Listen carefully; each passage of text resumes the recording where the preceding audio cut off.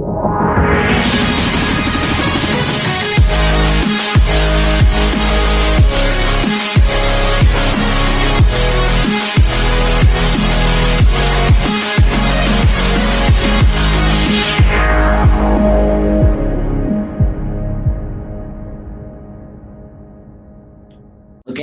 Nan, kali ini kita bahas apa ini?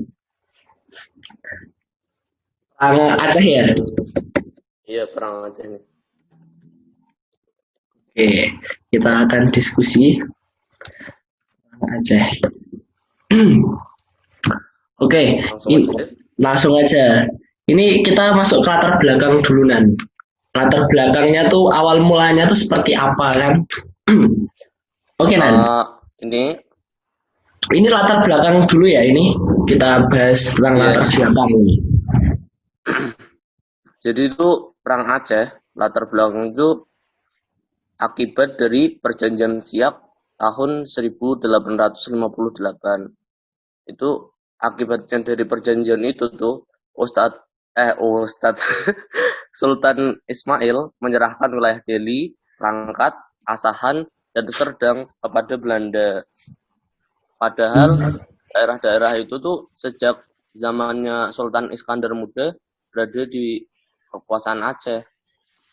Terus Belanda melanggar perjanjian Siak, maka berakhirlah tuh perjanjian London tahun 1824. Isi perjanjian London atau Belanda dan Britania Raya membuat ketentuan tentang batas-batas kekuasaan kedua daerah di Asia Tenggara, yaitu garis lintang Singapura. Keduanya mengakui kedaulatan Aceh. Aceh menuduh Belanda tidak menepati janjinya, sehingga kapal-kapal Belanda yang lewat di perairan Aceh ditenggelamkan oleh pasukan Aceh. Terus pas nenggelamin itu tuh pastinya lah Britania kan nggak suka sama Belanda, jadi ya kayak dukung Aceh. Oh seperti itu ya. Oke. Berarti awal mulanya itu dari apa ini? Dari apa ini? Militer. Sebentar. Perjanjian. Oh iya, perjanjian. Oke. Terus kita bicara tentang itu ya, periodenya ya. Periodenya. Oh iya. Oke. Ini kita awal mulanya dari periode pertama. Ini dibagi menjadi beberapa periode sampai perang keempat. Berarti ada 4 periode. Nah, ini perang Aceh pertama itu dari 1873 sampai dengan 1874. Itu dipimpin oleh Panglima Polem dan Sultan Muhammad Shah melawan Belanda yang dipimpin Koheler. Nah, itu dengan 3.000 serdadu dapat dipatahkan. Terus di mana Koheler sendiri tewas pada tanggal 14 April 1873. Lalu pada perang pertama itu yang paling besar saat merebut kembali Masjid Baitur Rahman. Nah, ini ada perlawanan saat merebut lagi Masjid Baitur Rahman karena sebelumnya itu di tangan Belanda seperti itu. Terus perang Aceh kedua itu dimulai pada 1874 sampai dengan 1880. Nah, itu pasukan Belanda dipimpin oleh Jenderal Jan van. Belanda berhasil menduduki Keraton Sultan pada 26 Januari 1874 dan dijadikan sebagai pusat pertahanan Belanda. Nah, itu yang kedua. Lalu yang perang ketiga itu terjadi pada 1881 sampai dengan 1896. Nah, perang dilanjutkan secara gerilya yang dikobarkan perang fisabilillah, di mana sistem perang gerilya ini dilangsungkan sampai tahun 1903. Dalam perang gerilya ini pasukan Aceh di bawah Teuku Umar bersama Panglima Polem dan Sultan. Nah, ini pada perang ketiga ini sudah dimulai dengan perang gerilya dengan dikobarkan perang fisabilillah seperti itu. Lalu Yang perang keempat 1800, mulai dari 1896 sampai dengan 1910. Nah ini masih perang gerilya juga, tapi dengan berkelompok dan perorangan, dengan perlawanan, penyerbuan, penghadangan, pembunuhan tanpa komando. Jadi tidak ada komando dari atasan, langsung serbu aja dari pusat pemerintahan kesultanan tersebut, seperti itu. Oh gitu ya. Jadi berarti ada 4 periode ya di Perang Aceh. Iya, ini dibagi jadi 4 periode seperti itu karena saking apa ya panjangnya atau gimana nggak tahu ya. Iya, sama beda-beda kan sarannya setiap periode. Iya, pimpinannya juga beda kan tiap periode juga. Nah, lanjut aja nih. Kalau ngomongin Perang Aceh pasti nggak lepas dari siasatnya nih si yang namanya tuh Snoek Hurbrans. Wah, siapa tuh? Dibahas aja langsung. Ini jadi waktu Belanda lawan Aceh tuh untuk mengalahkan pertahanan dan perlawanan Aceh, Belanda memakai tenaga ahli yang namanya Dr. Christian Snoek Hurbrans yang menyamar selama 2 tahun di pedalaman Aceh untuk meneliti kemasyarakatan dan ketatanegaraan Aceh. Hasil kerjanya itu sudah dibukukan dengan judul Rakyat Aceh, atau dalam bahasa Belandanya itu The Acehers. Dalam buku itu disebutkan strategi bagaimana untuk menaklukkan Aceh. Ini sekedar informasi aja. Yang si Snoek Hurbrans ini katanya tuh juga pernah tinggal di Mekah. Jadinya tahu Islam, tentang budaya Islam kayak gitulah. Wow, berarti dia menyelinap seperti itu ya? Iya, kayak gitu. Nah, usulan strateginya nih, Snoek Hurbrans itu mengusulkan supaya golongan Kumala, yaitu Sultan yang berkedudukan di Kumala dengan pengikutnya dikesampingkan dahulu. Nah, tetap menyerang terus dan menghantam kaum ulama. Jangan mau berunding dengan pimpinan-pimpinan gerilya. Terus mendirikan pangkalan tetap di Aceh Raya, menunjukkan niat baik Belanda kepada rakyat Aceh, biar dikirain baik dulu kayak gitu loh. Dengan caranya tuh mendirikan langgar, masjid, memperbaiki jalan, irigasi, dan membantu pekerjaan sosial rakyat Aceh. Nah, pintar ya. Iya, jadi kayak nyari muka dulu gitulah ya. Iya, benar. Oke, tadi itu apa ya, dari siasatnya ya, itu sangat apa ya, epic. Oke, ini kalau bicara masalah siasat mesti ada taktiknya dong. Taktik perangnya tuh seperti apa? Tadi kan dari siasatnya dari Belanda kan. Nah ini kita bicara tentang taktik perangnya Aceh itu seperti apa.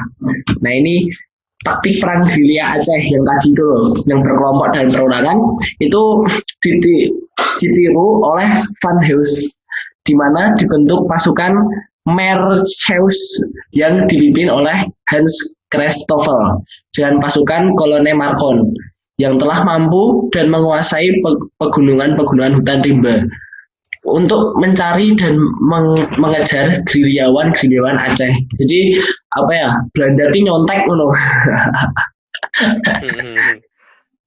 Nah ini terus taktik berikutnya yang dilakukan Belanda adalah dengan cara penculikan anggota keluarga gerilyawan Aceh. Jadi yang tadi apa, rakyat Aceh itu melakukan gerilya, sama Belanda itu digerilya lagi, diculik anggota keluarganya yang gerilyawan Aceh tadi. Ikut gerilya itu diculik untuk sandra kayak gitu. Iya, diculik untuk sandra. Misalnya Christoffel menculik Permaisuri Sultan Teuku Putroe. Nah itu diculik oleh Belanda seperti itu. Terus taktik selanjutnya pembersihan dengan cara membunuh rakyat Aceh. Jadi ini dilakukan di bawah pimpinan Gosfriend. Nah ini apa ya, melakukan pembersihan dengan cara membunuh rakyat. Jadi rakyat Aceh itu dibunuh dengan semena-mena seperti itu. Terus taktik terakhir menangkap Cuk Nyadin, istri Teuku Umar yang masih melakukan perlawanan secara gerilya. Nah ini Cuk Nyadin ini masih tetap apa ya melakukan gerilya walaupun si Belanda itu juga melakukan gerilya seperti itu.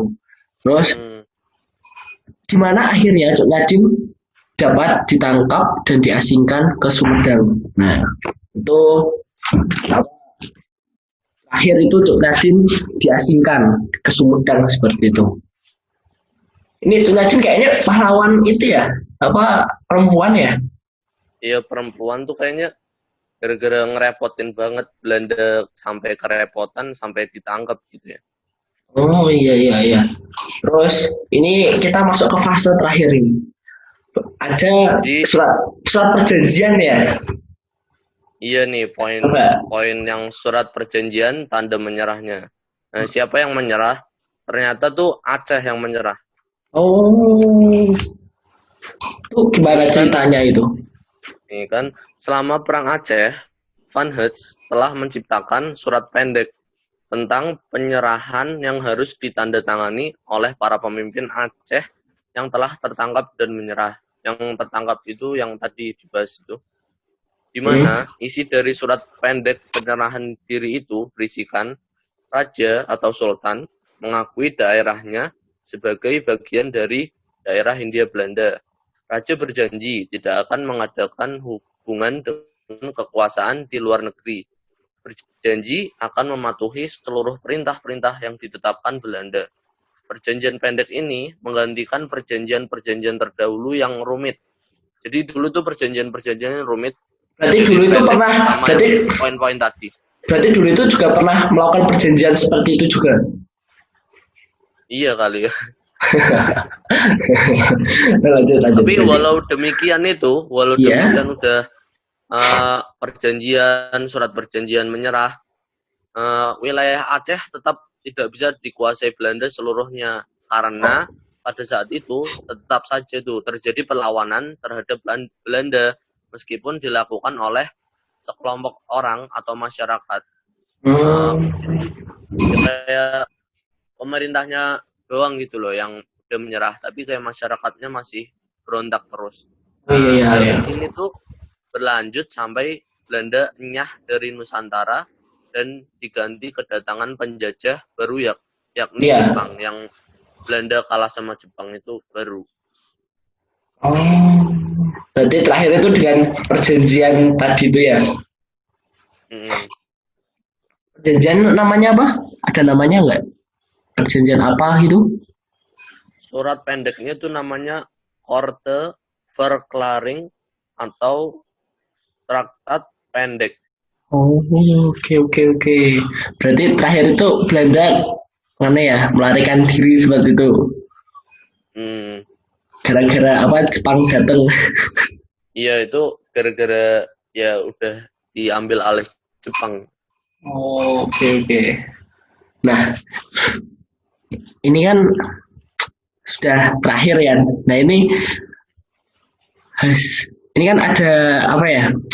Berarti tadi untuk tanggal terakhir perang berarti tahun terakhir perang itu 1942. Berarti diringkas saja dari tahun 1873 sampai dengan 1942. Nah, dari situ ya. Terus hasilnya iya lama banget itu. Sultan Aceh menyerah dan Kesultanan Aceh dibubarkan. Nah, itu hasilnya. Belanda menguasai Aceh. Kekuasaan Euliblang dipulihkan, terus yang terakhir dibentuknya Karesidenan Aceh dan takluknya Aceh or Holdgate. Gak tahu ke apa sih. Oke, ini menimbulkan banyak korban ini ya. Ada berapa ini? 100.000 penduduk sipil tewas. Nah itu dalam peperangan itu menyebabkan 100.000 penduduk sipil itu tewas yang dibantai oleh Belanda. Oke, ini. Oke, terima kasih pada teman-teman semuanya yang sudah menyaksikan podcast online, podcast jarak jauh pada kali ini. Ya, semoga yang sehat ini tuh bermanfaat gitu ya. Oh iya, diskusi kita ya. Iya. Oke, terima kasih Hanan sudah sempat hadir dalam podcast kali ini. Oh iya, sama-sama. Oke, terima kasih. Sampai jumpa pada podcast selanjutnya. Sultan, saya Mahendra Dwi Saputra undur diri. Dan saya Hanan Alam Wicaksono juga. Oke, terima kasih. Mohon maaf jika ada kesalahan kata, ucapan. Mohon dimaklumi karena kita juga baru belajar. Syukran. Wassalamualaikum warahmatullahi wabarakatuh.